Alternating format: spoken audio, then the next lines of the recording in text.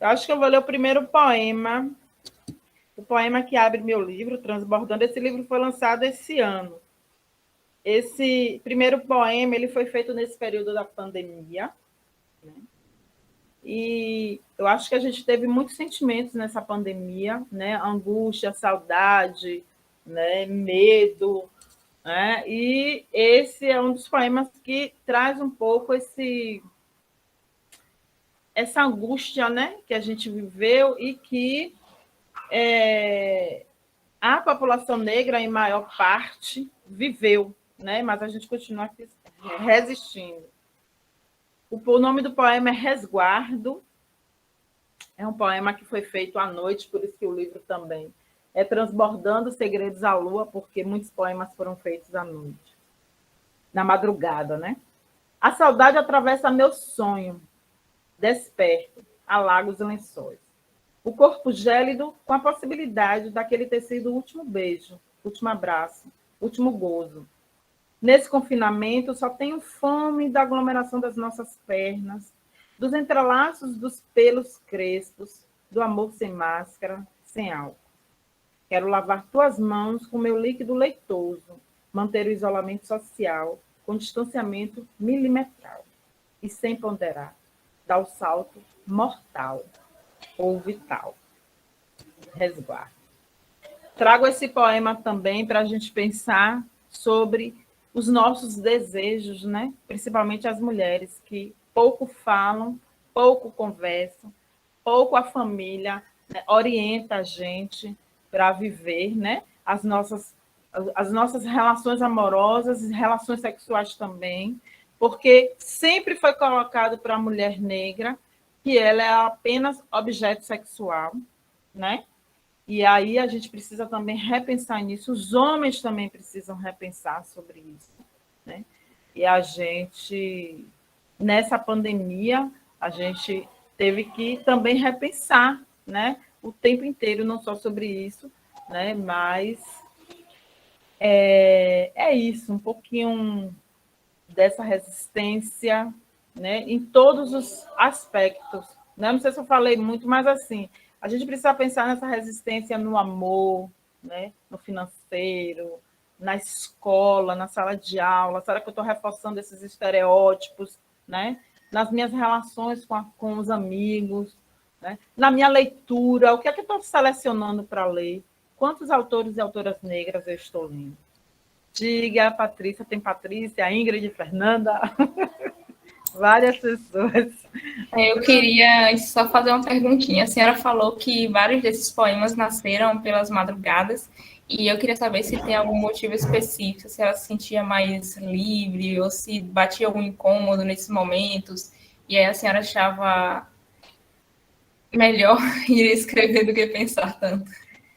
Olha, eu digo que, embora eu não curta o tanto que eu gostaria, né, porque eu trabalho 60 horas, eu sou uma mulher da noite. Eu gosto muito da noite, né? Quando eu vim morar em Salvador, eu dizia assim: Ave Maria, eu vou sair à noite, eu quero ver o mar à noite, porque eu acho a noite, assim, a noite tem uma magia, né? Que a gente não consegue captar durante o dia pela movimentação da cidade. A cidade está muito cheia. Então, eu sou uma mulher da noite.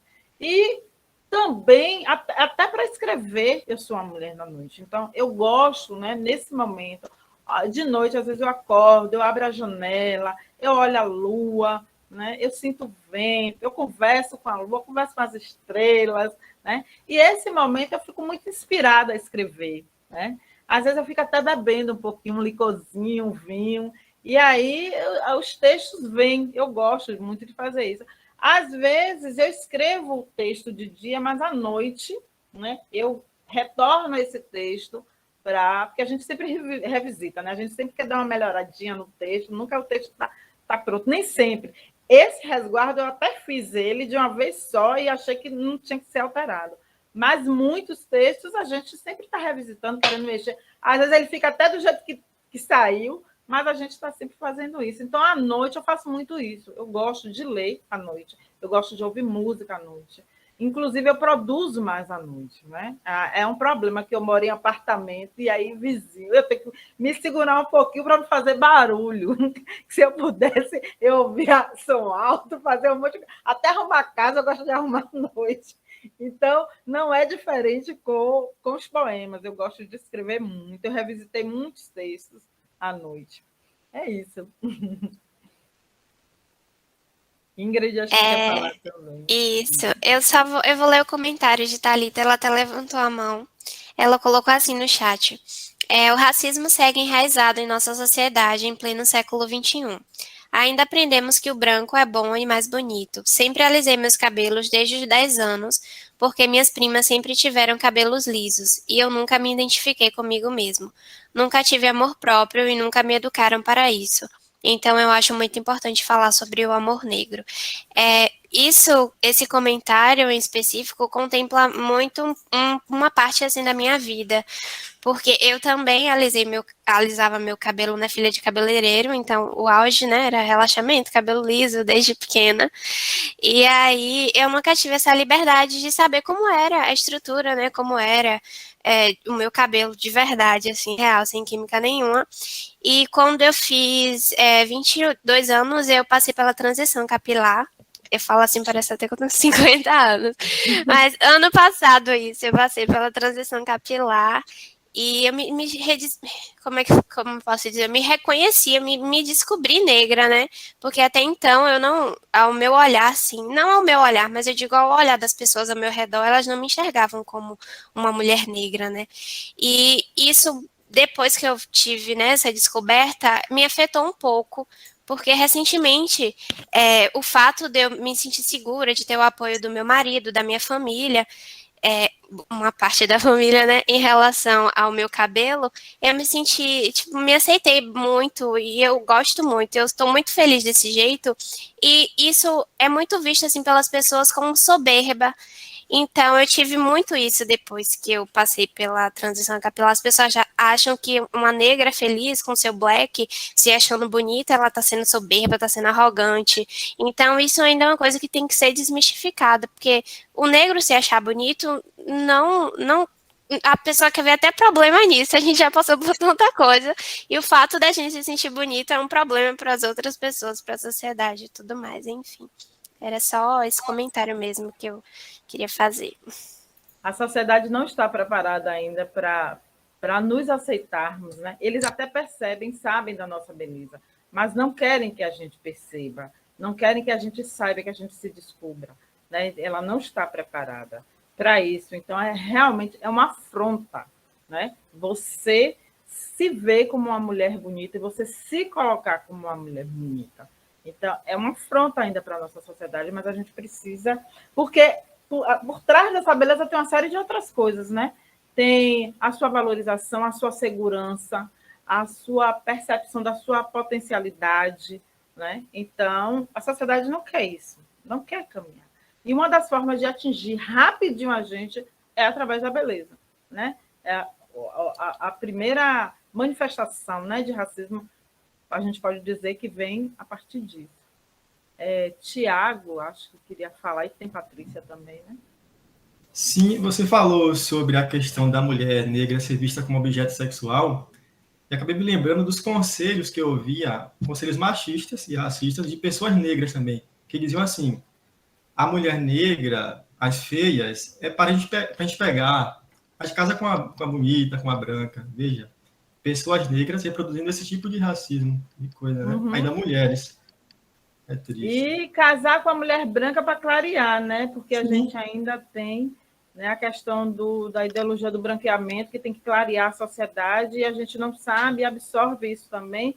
E por isso que muitos dos nossos irmãos que não têm, né, essa discussão, essa consciência, essa identidade formada, buscam a mulher branca, né? Idolatram a mulher branca, né, para casar, escolhem, na verdade, a mulher branca para casar, para clarear, né, para se autoafirmar, né, como se ele fosse melhor e mais poderoso, né, mais macho, digamos assim, porque conquistou uma mulher branca. Porque a mulher branca não está para o homem branco, né, ou vice-versa, né?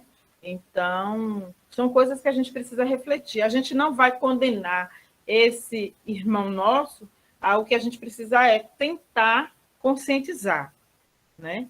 Porque se a gente hoje tem uma consciência, é porque alguém lançou essa sementinha na gente. Então, a gente precisa lançar essa semente, provocar essas discussões, ter postura, porque não adianta também só falar e não ter postura, né? A gente precisa ficar muito atento a isso, se policiar, porque o racismo, inclusive, está dentro de nós, porque a gente aprende a ser racista o tempo inteiro, né? Desde pequeno, né?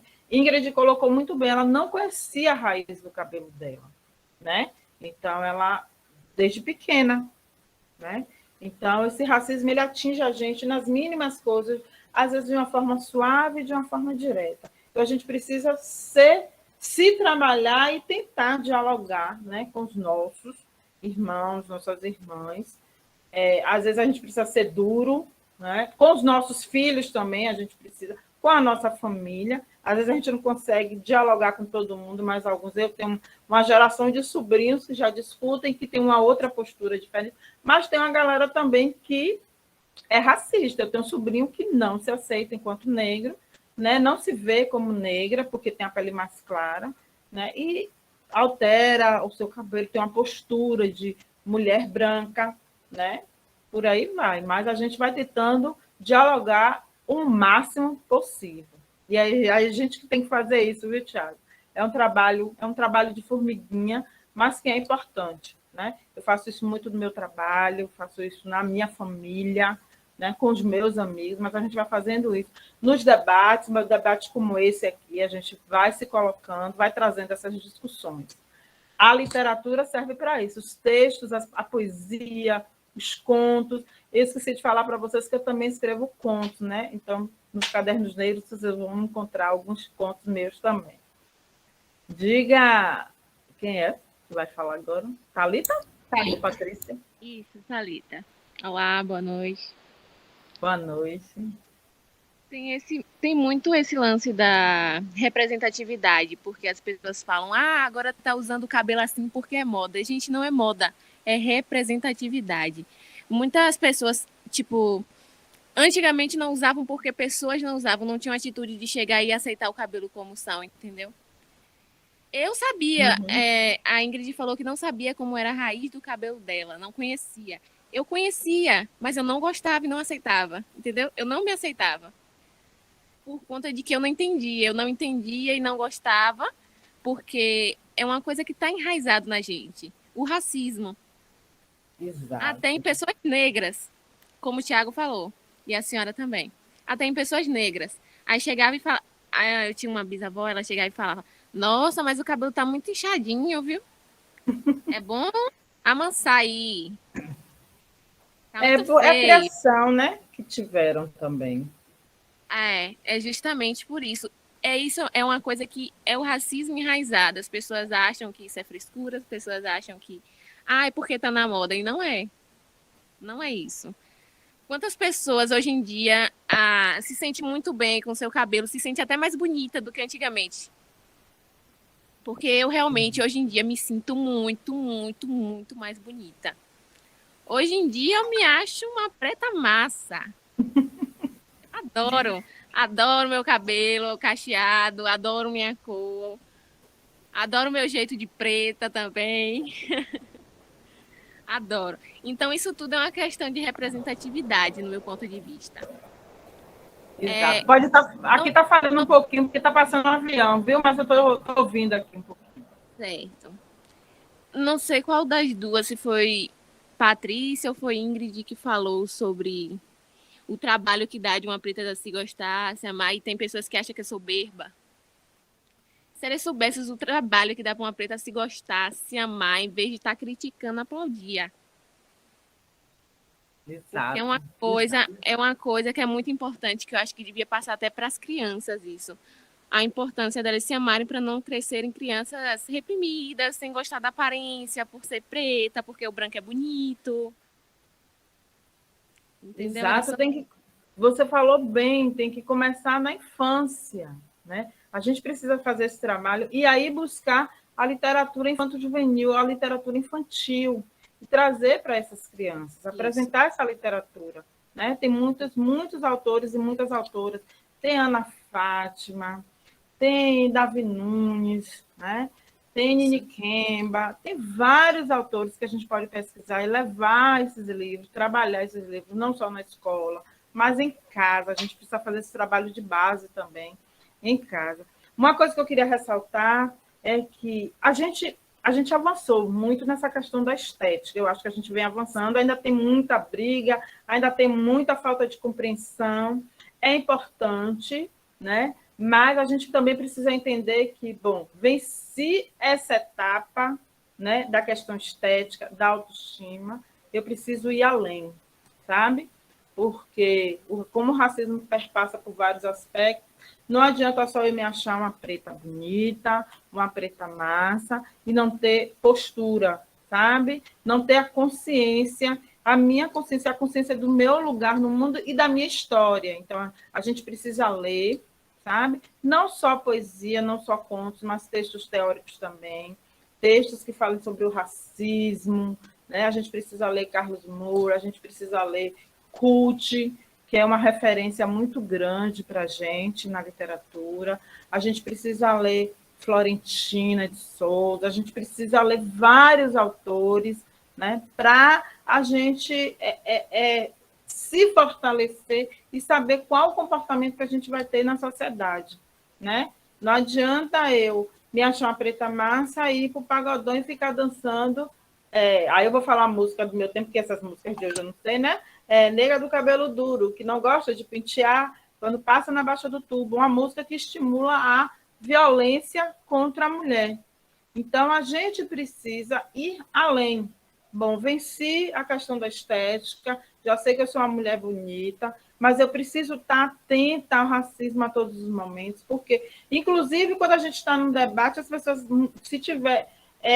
vou dar um exemplo. Estou na sala dos... Eu, enquanto professora, estou na sala dos professores, a gente está conversando sobre um determinado tema, quando eu vou falar, as pessoas não querem me ouvir. Mas aquela colega branca que fala toda docinha, com toda, né, jeitinho, toda educada, aí todo mundo quer ouvir, porque acha que o nosso jeito mais espontâneo de falar, o nosso jeito de falar alto, não merece atenção. Né? Eu não estou dizendo que todos nós falamos alto, mas alguém pode falar assim, aí acha, aquela dali, aí só que é confusão, né? Porque as pessoas começam a associar, também estereotipar a mulher e o homem negro, né? Acho que porque a gente discute essa questão, aí a gente é barraqueiro, só que é confusão, e a gente não merece atenção. Então, a gente precisa estar atento a isso e atenta, né? Para caminhar, sabe? A gente precisa estar atenta na nossa postura nos eventos, a gente precisa estar atenta à nossa postura no relacionamento. Será que eu não estou reforçando o machismo? Será que eu não estou reforçando o racismo na minha relação, no meu relacionamento? Será que eu não estou reforçando o racismo dentro de casa, colocando tudo, comprando bonequinhas brancas só, né? Não comprando livros de literatura negra, infantil, para as crianças? Então, a gente precisa estar atento a isso, porque o racismo está em todo lugar. Né? Não é fácil, e aí eu volto para a literatura, não é fácil, porque a literatura é resistência. A literatura negra, por si só, já é resistência, né? Porque na literatura brasileira há toda uma estrutura para que esses textos não apareçam. Como em todos os lugares, há uma estrutura para que o negro não apareça. Então, a gente precisa estar atento e atenta a isso. Então, a gente precisa ler, precisa assistir, precisa refletir, precisa discutir, sabe? A gente precisa fazer isso para a gente reexistir, para a gente permanecer aqui, mas permanecer alterando, né? Porque esse racismo aí ele vai perdurar, acredito, por muito, muito tempo, né? Infelizmente, mas a gente precisa fazer a nossa parte, tentar deixar o mundo mais tranquilo para os nossos. Patrícia. Eu ia até comentar também o que a Thalita falou sobre a questão das pessoas logo falarem, tá na moda, né? Eu lembro que quando eu comecei, eu nunca cheguei a alisar meu cabelo, porque minha mãe tinha receio por causa de produtos químicos, e acabou depois eu chegou esse momento das pessoas se reconhecerem mais assim, então a gente descobriu que não era um cabelo que estava com problemas, era um cabelo que você não estava cuidando, na verdade. E aceitou, todo mundo começou a aceitar, tudo bem. Aí uma moça negra me falou, ai, nossa, tá na moda, né? Ah, também vou deixar assim, black, né? Tá na moda, tá bem na moda, todo mundo tá usando. E aí eu só fiz a minha reação de, não, eu nasci assim, mas ok, se você quer dizer que eu tô usando meu cabelo natural porque tá na moda, eu vou deixar, porque tem dias que a gente não tá com muita disposição para ficar discutindo sobre como a gente simplesmente nasceu assim. Eu não coloquei nada no meu cabelo, não fiz nada, simplesmente nasceu assim. Mas eu queria só voltar um pontinho, que a senhora falou sobre a questão da literatura negra também ser sobre arte. Isso também a poesia tem lá, não apenas sobre os problemas, não apenas sobre preconceito, porque isso é uma coisa que sempre me incomoda bastante. Uma coisa que eu sempre falava aqui é que, por exemplo, quando a gente vê uma pessoa do grupo LGBT representado em um filme ou em alguma série, aquela pessoa só é mostrada enquanto os problemas que ela sofre. Quando a gente vê uma pessoa negra, aí a gente só vê aquela pessoa sofrendo racismo ou como empregado. E parece que a vida de todas essas pessoas, desses grupos, se resumem somente a isso, somente a esses problemas. Aí, quando a gente vai para a literatura, as pessoas esperam também só encontrar aqueles poemas falando sobre sofrimento, sobre os problemas. Mas não, a gente não pode se resumir a isso. Não é como se fosse só... Não é como se não tivesse assim, uma vida normal também para levar, como se tivesse, sei lá, sentimentos normais também para ter. Parece que tira aquela humanidade toda e forma só uma casquinha preta que sofre muito e só fala sobre isso. Exato, porque é interessante, né, para o racista colocar a gente nesse lugar, né? Nesse lugar de não produção, só de sofrido, só nesse lugar menor, né? Eu não vou nem falar muito o que o Thiago quer falar. Diga aí, Thiago. Pois bem, rapidinho aqui, focando na literatura, eu gosto muito de escrever, escrevo contos, até novelas, e eu reparei que os personagens negros de minha criação estavam na favela, ou eram empregados, sabe? Eu repetia aquilo. Aí eu parei e pensei, meu Deus, por que eu fiz isso, gente? Uma coisa tão enraizada, tão estrutural. Aí eu parei de escrever agora, com essa visão que eu tenho, eu vou reformular tudo, né? Porque faz bem uns 5 anos que eu estou escrevendo isso. Pra vocês verem como isso é tão forte. Sim, eu vou te dizer profundo. Diga, Patrícia. É extremamente profundo, a ponto de ele mesmo, como uma pessoa negra, uma pessoa que estuda literatura, não se dar conta de como ele está reproduzindo, a gente vai continuar desse mesmo jeito. É como quando a gente fala, porque as pessoas racistas, isso e aquilo, mas quando tá andando na rua, vê um preto e vai correndo para outro lado da rua, porque não quer passar ali perto, não vai ali não, poxa. E aquele contato, assim, que a pessoa olha pra cara da outra, já sabe o que tá falando. Não, vamos pro outro lado, porque ele tá passando pessoa preta, nunca se sabe, né, com essa cara estranha. E tá em todo mundo.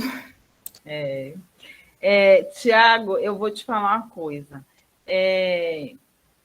Você pode alterar e pode tirar o personagem negro deste lugar, né, da favela e tal, que você se incomodou. Mas eu acho também que você pode falar desse personagem que está na favela, porque muitos de nós estamos, mas trazer suas dores, mas também trazendo suas belezas, sua potencialidade, entendeu? Eu acho que a gente pode fazer isso, sua humanização, seus sentimentos. E aí eu trago para vocês um autor bem legal que vocês podem ler, que é Fábio Mandingo, né? Fábio Mandingo tem contos, ele lançou recentemente o livro A Princesa Maim, que está à venda. O livro é a coisa mais linda, e ele traz personagens pobres, negros, sabe? Mas ele traz numa beleza a humanidade assim, transbordando, nossa humanidade transbordando no livro. Então, são coisas que a gente precisa, porque a favela tem problema sim. Tem dureza? Tem, mas também tem muita vida, tem muita emoção, tem muito sentimento. E a gente precisa mostrar isso também. Precisa falar, porque são pessoas, sabe? Então, você também pode ir por esse caminho, né? De repente, você não precisa sair da favela, mas você mostrar o que tem também de interessante nessas pessoas da favela, né? Fica uma dica aí. E a dica de leitura também de Fábio Mandingo, acho que vocês vão gostar muito. voltando ainda para essa literatura de resistência, ela denuncia também, né? Quando a gente denuncia também, a gente está buscando transformar. E aí eu vou ler para vocês um poema, porque eu gosto de ficar ilustrando, não sei se vocês querem isso, mas vou trazer um poema que eu acho que mexe muito com a gente, que traz todas essas mortes, né, de jovens negros e negras que tem sido frequente, né? É frequente entre a gente e que querem normalizar, né? Querem normalizar. A polícia está matando o tempo inteiro e querem que a gente ache isso normal, né? Quantas pessoas inocentes têm sido vítimas, quantas balas perdidas que não são perdidas, né? Que só atingem, que o alvo é sempre negro, né? Tem sido atingido. Isso é uma coisa que me move muito, que mexe muito. E a partir disso eu fiz o poema Morticínio, brincando com aquele trava-línguas, né? Também. Por isso que eu digo que literatura é arte. Eu usei aqui o trava-línguas. Né? O pé de Pedro é preto. Preto é sempre alvo da polícia. O pé de Pedro é preto. Seus dreads despertam injustiças. O pé de Pedro é preto. O governo é branco. O pé de Pedro é preto. Por isso, ele tombou no asfalto. O pé de Pedro é preto. Sua mãe, sem lágrimas, chora. O pé de Pedro é preto. O reggae, sua última canção. O pé de Pedro é preto. Protestos seguem seu caixão. O pé de Pedro é preto. Quantos pretos assim ainda morrerão? Então, vocês podem perceber que é denúncia, né? Mas é também arte. Eu brinco brinco quer dizer, eu construo o texto a partir desse trava-língua, né? Que vocês conhecem, o pé de Pedro é preto, que aí os meninos vão repetindo até a língua travar. Então, eu trago essa questão da morte da juventude negra, né? Que é algo que é muito comum e a gente precisa repensar e buscar um caminho diferente, né? Cobrar do nosso governo essa mudança. Mas, para isso, a gente precisa estar atento, né? Perceber, porque às vezes matam aí a televisão diz assim, estava envolvido. Às vezes a pessoa jovem não estava envolvida. E se tivesse envolvido? Ele não tem direito, né, a se refazer, a Constituição tem que matar, né? Então, a gente precisa repensar sobre essas coisas. Tem gente que está saindo, quem está saindo, muito obrigada, viu, por ter escutado, por ter participado. E aí, meninas? Mais alguma... E meninos, né? Algo a acrescentar? A lista de presença já está disponível, gente, no chat. Então, quem precisar sair, pode ir assinando. E já pode sair, porque a gente já está finalizando de qualquer forma. Eu só queria agradecer. Assim, de verdade, foi um encontro melhor do que eu imaginei. Acho que vai ampliar o conhecimento de muitas pessoas que estiveram aqui presente hoje, né? Porque o saber vem do ouvir, né? Então, é isso. Muito obrigada. Uma das formas também da gente resistir é isso, né? É escutar o outro, né? Aprender e trocar, né?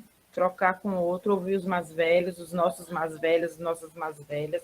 É importante porque a gente consegue pegar, digamos assim, o bastão, né?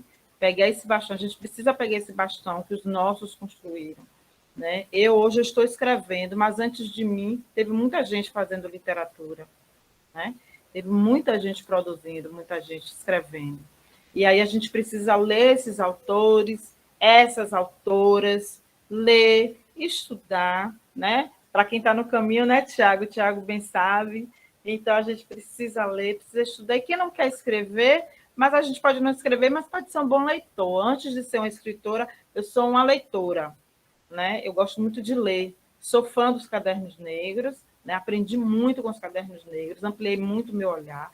Então, fica a dica, vocês podem começar. E nos cadernos, vocês têm a possibilidade de conhecer esses autores e buscando textos e livros desses outros autores, né? E, às vezes, esses próprios autores fazem referências a outros autores. Por exemplo, se vocês forem ler texto meu, vocês vão encontrar referência a Landeu Naualê, vocês vão encontrar referência a Ana Jara Tavares, vocês vão encontrar referência a Jocélia Fonseca, a Esmeralda Ribeiro. E aí, a partir disso, a gente vai conhecendo outros autores, a gente precisa disso, viu? Isso é resistência. Ler, comprar também esses livros, porque comprar também é dizer, olha, a literatura negra existe e a gente compra e a gente gosta. Porque quando a gente não compra, a gente não adquire, a gente está dizendo, não tenho interesse, não. Quando você não assiste um filme, né, em que os personagens são negros, você está dizendo, isso aqui não me interessa, não. Então, você não está fortalecendo. A gente precisa se fortalecer. A gente precisa fazer esse movimento, né? Ler, assistir, valorizar, comentar, sabe? A gente precisa fazer esse movimento também, tá? Leiam Ana Célia da Silva, A Discriminação do Negro no Livro Didático, que ele vai ampliar o olhar de vocês em relação a muitas coisas. Embora eu perceba que vocês já estão bem avançados nesse olhar, né? Com um olhar bem amplo, o horizonte de vocês ainda bem está bem amplo. Muito obrigada pela conversa. Quando quiserem, estou aqui à disposição, viu? A gente pode conversar mais, tá? E se quiserem adquirir meu livro também, é só entrar em contato comigo. E aí, em Feira de Santana, ele está disponível na livraria Obirim, na João do Val. Eu esqueci o nome do espaço, mas aí vocês podem olhar na internet. Ele está sendo vendido na livraria Obirim, quem quiser adquirir. Tá bom? Muito obrigada mesmo pelo convite. Nós que agradecemos até uma próxima oportunidade que a gente tenha, né? Com certeza a senhora vai ser chamada mais uma vez, como já foi chamada aqui novamente. Com certeza. Quero deixar uma dica também. A gente fala de questão racial, de consciência negra, não só no mês de novembro, vocês nem me convidaram no mês de novembro, me convidaram antes, mas uma coisa que a gente precisa ficar atento é não falar só em novembro. Posso fechar com um poema meu? Rapidinho? Fique à vontade. É o poema para fechar essa conversa que a gente tem que falar de questão racial, que a gente precisa pensar o tempo inteiro, né? Eu vou ler o último poema que eu lancei no Cadernos Negros. Espera aí. Rapidinho. Safra.